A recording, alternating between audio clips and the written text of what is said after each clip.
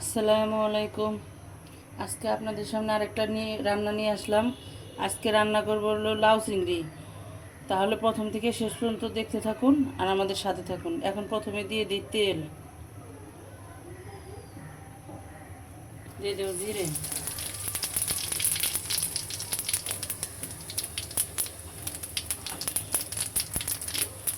এখন দেবো কাঁচা লঙ্কা, পেঁয়াজ,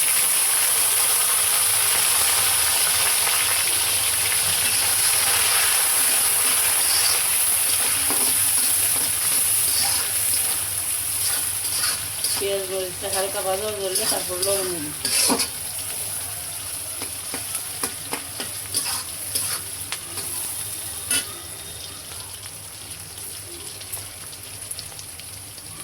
স্বাদ মতো লবণ,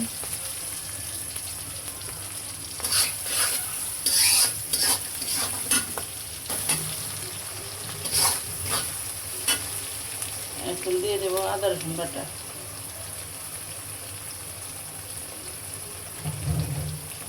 আদা রসুন দিয়ে দিচ্ছি। আমি ভালো করে নাড়াচাড়া দিয়ে নিই।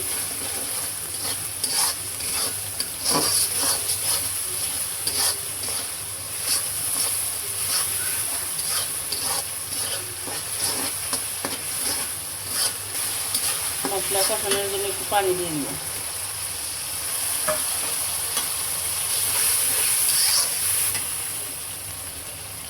এখন দিয়ে দেবো পরিমাণ মতো হলুদ,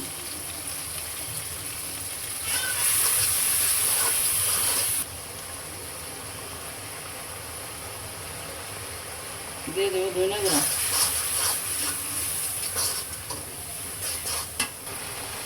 দিয়ে দেবো মরিচের গুঁড়া,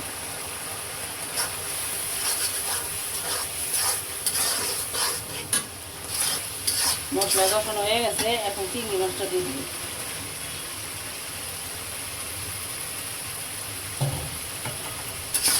চিংড়ি মাছটা ভালো করে কষিয়ে তারপরে লাউ দিয়ে দিবি। চিংড়ি মাছটা কষানো হয়ে গেছে, এখন লাউটা দিয়ে দিবি।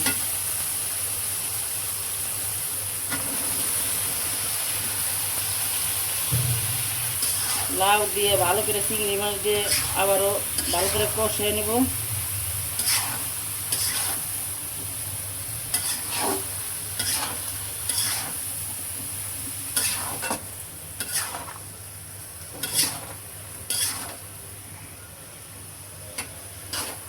লাউ চিংড়ি দিয়ে ভালো করে কষিয়ে নেই, তারপরে এখন একটু ঢেকে দিই। ঢাকনাটা খুলে দেখি তরকারি কষানো হইলো কিনা।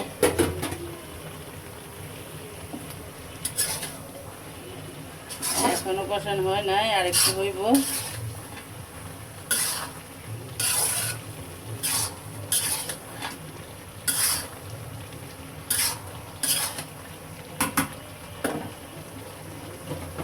আর একটু ঢেকে দিই, দেখি তরকারিটা কষানো হইলো কিনা।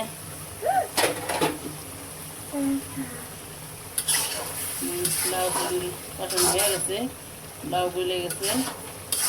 এখন পরিমাণ মতো পানি দিয়ে দিই।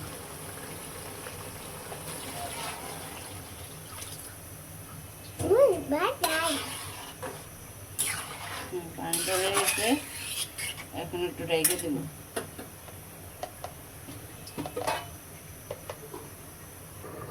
ঢাকনাটা খুলি, দেখি লাউ তরকারিটা কীরকম হচ্ছে। লাউ তরকারিটা আর একটু হইব, এখনো হয় নাই। এখন আর ঢেকে দেবো না।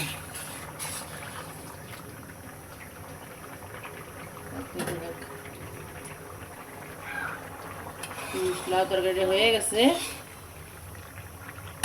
এখন ধনিয়া পাতা দিয়ে নামাই নেব।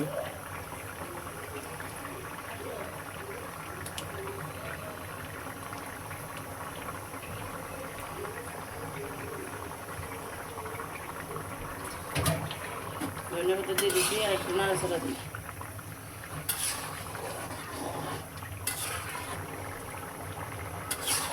লাউ তরকারি হয়ে গেছে, এখন চুলা বন্ধ করে দিই। আজকে লাউ তরকারি রান্না করলাম। চিংড়ি মাছ দিয়ে আপনাদের কেমন লাগলো অবশ্যই জানাবেন। আর লাইক শেয়ার সাবস্ক্রাইব করবেন, আমাদের পাশে থাকবেন। আজকের মতো এ পর্যন্তই, দেখা হবে আবার অন্য কোনো রান্না নিয়ে। আল্লাহ হাফেজ।